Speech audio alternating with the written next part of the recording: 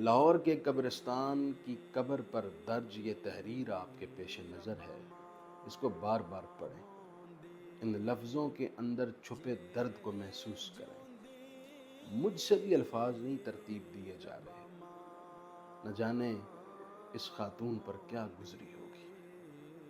کل تک یہ بھی کسی کی بیٹی تھی، جب پیدا ہوئی ہوگی ماں باپ نے مٹھائیاں بانٹی ہوں گی، خوشیاں منائی ہوں گی، ناز و نعیم میں سینے کے ساتھ لگا کر پالا ہوگا، اور باپ نے نہ جانے اس بیٹی کے لیے کتنی دھوپ چھاؤں برداشت کی ہوگی۔ پھر رسم و رواج کی تلخ حقیقتوں کے ساتھ کتنے پاپڑ بیل کر اپنی بیٹی کو ایک شخص کے ساتھ رخصت کیا ہوگا۔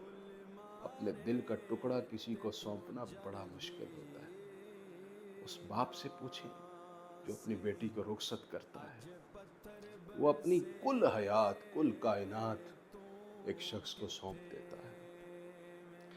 پھر زندگی کی حقیقت ہی بدل گئی۔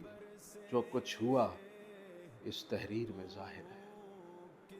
آج یہ تہہ خاک ہے، کتنی تلخیوں اور دردوں اور مشکلات کو لے کر یہ قبر کے اندر چلی گئی۔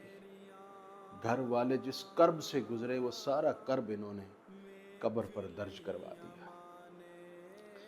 نبی اکرم رحمت عالم صلی اللہ علیہ وآلہ وسلم نے فرمایا اتقوا اللہ فی النساء، لوگو اللہ کی ماں، اللہ سے ڈرو اپنی بیویوں کے معاملے میں، وہ تمہارے پاس اللہ کی امانتیں ہیں۔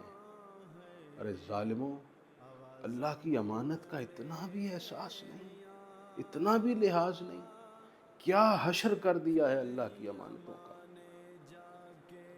مانتا ہوں عورتیں جذباتی ہوتی ہیں، زبان دراز بھی ہو سکتی ہیں، لیکن مرد کو اسی لیے اس پر سربراہ بنایا گیا کہ اس کو ظرف اور تحمل کی کوالٹی سے نوازا گیا کہ وہ مینج کر سکے۔